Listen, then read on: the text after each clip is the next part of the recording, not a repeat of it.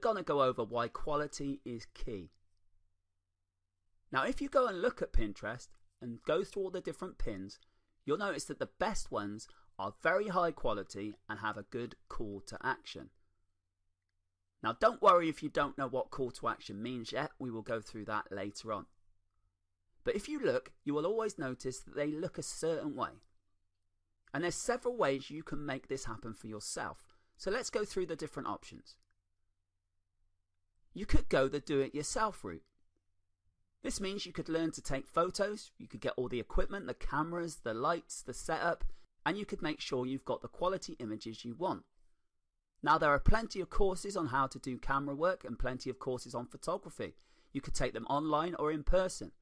But it is quite a commitment, and if you're not really interested in this side of things, it could be a step too far. So what other options do you have if you can't go out and do them yourself? Well, the next best way when it comes to custom photos would be to hire a freelancer. You could go somewhere like Upwork or Fiverr, and there will be plenty of people offering their services to go out and take photos. Now, they can take the pictures, they have the equipment, and you just pay them a fee for doing so. But the problem is, you haven't really got full control here. You might get something you like, you might not. It's a little bit hit and miss. So what other options do we have? Now, the third option, and arguably the best if you don't want to become a photographer, is to use royalty-free images. What this means is you have the rights to use images in any way you want once you've bought those rights or got them from one of the sites that offers these rights for free. There's lots of different places you can go to for this, such as Pixabay or Unsplash, but if you do a search, you'll find plenty of other places that can get you the images you want. Now, most of these have photos and images in pretty much any niche you care to mention, so there will definitely be something you can use. But just remember, you need high quality. If the photos look rubbish, they won't convert. People will see them as amateur and they won't want to follow through. This is a good time to mention that software that does thousands of pins per minute or hour can work, but that's the quantity mindset, and we want quality. Finding that many great images is going to be difficult. So you need to make sure that you get a happy balance between good images and quality to get the quality targeted traffic, and just throwing a load of pins up and hoping that one of them sticks. It's much better to think about how to use the right images and how to get people to click through to where you want them. Another part of quality is being congruent. This means that everything makes sense to everything else. And you can only really do this when you do quality rather than thousands of them on autopilot. But we'll talk about this more in another video. Now, by doing this and making sure they're quality and making sure they're congruent, you can build a very targeted audience, which is much, much better for conversions. You can turn cold traffic into prospective buyers by showing them something they want to see.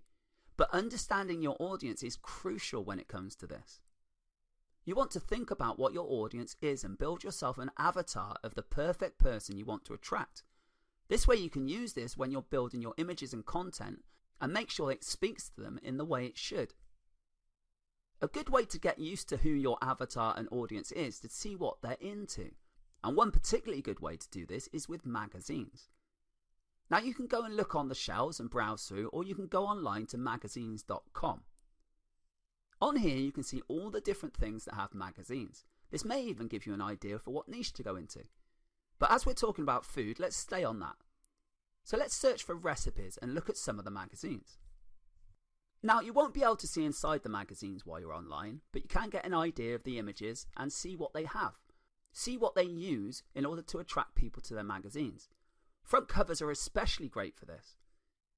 Obviously, they want people to pick this magazine up, so they will have done a lot of research into what makes people grab their magazine based on this image, and that can be put forward into your pins as well. Now, a lot of these magazines will also have websites. So if we search for one of them now, we can get an idea of what sort of articles they are doing on their website as well. By using these as a reference, but not stealing obviously, you can see what sort of thing that your niche is into and what they are happy to read. On Pinterest especially, you'll find that there's certain types of content that work better than others. These include best ofs, lists and top however many's, and they work really well as content. Now you should never forget to add your call to action. Just the image can be nice, but if they aren't being told what it is or what to do next, they can get stuck. They need a little bit more information, but not everything, but we'll go into that in a different video. Remember, it's all about eye candy. They click on an image in Pinterest and then they don't want a wall of text on the next page. Keep them engaged with even more good-looking stuff. And you can get ideas on layout, etc. from the websites and the magazines that we've just mentioned. Now in the next video, we'll go through how to attract the right sort of people and how you can get them to follow through into whatever action you want them to. Thank you for watching. Please like and share this video and subscribe to my YouTube channel.